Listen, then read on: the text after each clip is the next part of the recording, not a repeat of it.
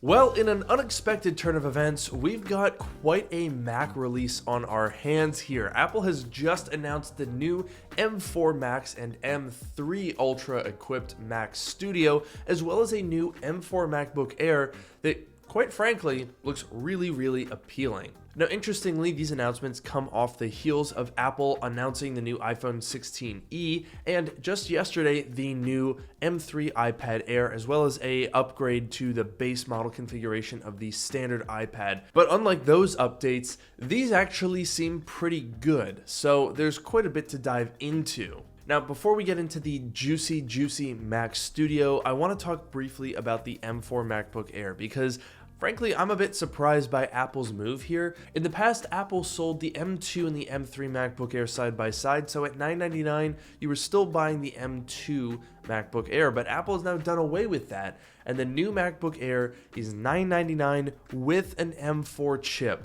That is actually a very substantial upgrade, and given that most people just buy the MacBook Air at the lowest price, this is going to be a significant jump over the M2. So definitely be sure to get subscribed because I'm going to do a day one video where we cover all of these differences and find out just how good the M4 chip does in a fanless design. But now let's dive into the big enchilada of today's announcement, and that is the M3 Ultra Mac Studio. And straight away, I'm a little confused. Quite frankly, we heard this from Mark Gurman yesterday, and I was a little skeptical. I was like, wait a minute, why would Apple announce the M4 Max and the M3 Ultra in a Mac Studio? What is that all about? The M3 generation is done. It's gone. You can't buy it anywhere else. But sure enough, here we are. The M3 Ultra sits alongside the M4 Max in this new Mac Studio. So let's go over this chip. So starting with the CPU, we have a jump of 8 cores compared to the M2 Ultra. So that means that the core breakdown for the M3 Ultra is going to be 24 performance and 8 efficiency cores. That means just the performance cores are now the same amount of cores total that you'd get in the M2 Ultra. That means this thing is going to be a multi-core monster. Now the GPU gains a smaller number of cores. We're going from 76 to 80, but keep in mind that the old M2 Ultra is an M2 core, which means that it doesn't have ray tracing and the new graphics architecture. So I suspect these 80 GPU cores are going to be significantly more powerful than the 76 M2 cores. But what's really interesting in all of this is that Apple chose to use the M3 chip as the basis for the M3 Ultra.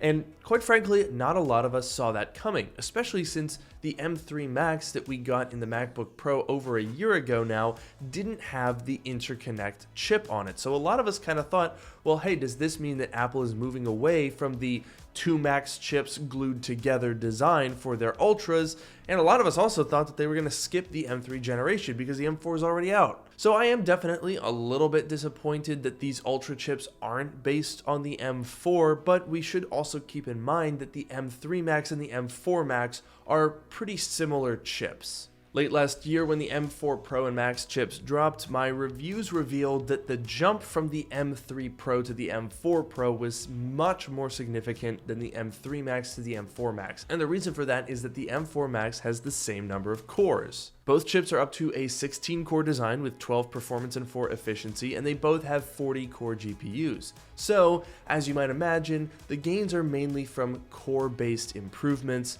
And once you factor in the scaling of the Ultra chips, I think an M4 Ultra chip would only be slightly faster than an M3 Ultra. So all things considered, I'm okay with the way that this has shaken out, but it is still a little bit weird to see an M3 chip announced alongside an M4 chip in the same computer. But the performance figures that Apple is claiming for this new chip are pretty astonishing. For example, they're saying up to 1.5 times the CPU performance of the M2 Ultra and 1.8 times that of the M1. And honestly, this is a crazy claim, but they are saying 2x faster GPU performance compared to the M2 Ultra and 2.6x the M1 Ultra. That's a very bold claim, and I know this M3 Ultra is jumping a graphics generation. We're getting ray tracing, a whole bunch of stuff, but We're gonna have to scrutinize that claim, I'll tell you that. And the M3 Ultra also brings some pretty insane gains for additional memory and storage. You can now do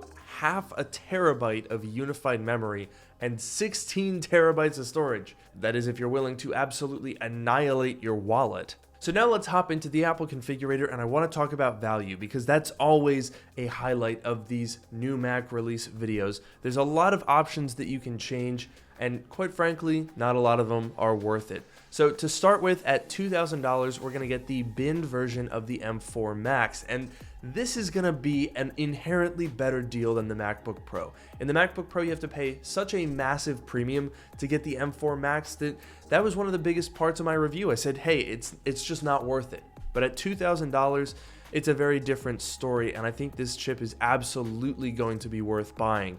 Now, for an extra $300, we can configure that with the full-fat 16-core CPU, 40-core GPU. However, the problem is we've actually increased the price by slightly more, and that's because of the RAM differences. By making that upgrade, we are forced to get 48. So that brings our price up to $24.99, and the nice thing about the Mac Studio is when it comes to storage, you can basically just ignore this. And that's because the Mac Studio does have these removable NAND cards, which would mean that in just a couple of months' time, assuming that these new Mac Studios are using slightly different modules, you'll be able to just upgrade this on your own. Oh, it makes me so happy to be able to say that in a video. Oh, the fact that I can tell you to just leave all of this alone is so satisfying to me, because $2,400 for 8 terabytes of storage is absolutely ridiculous. And it means for $2,500, we can just leave this thing completely as it is.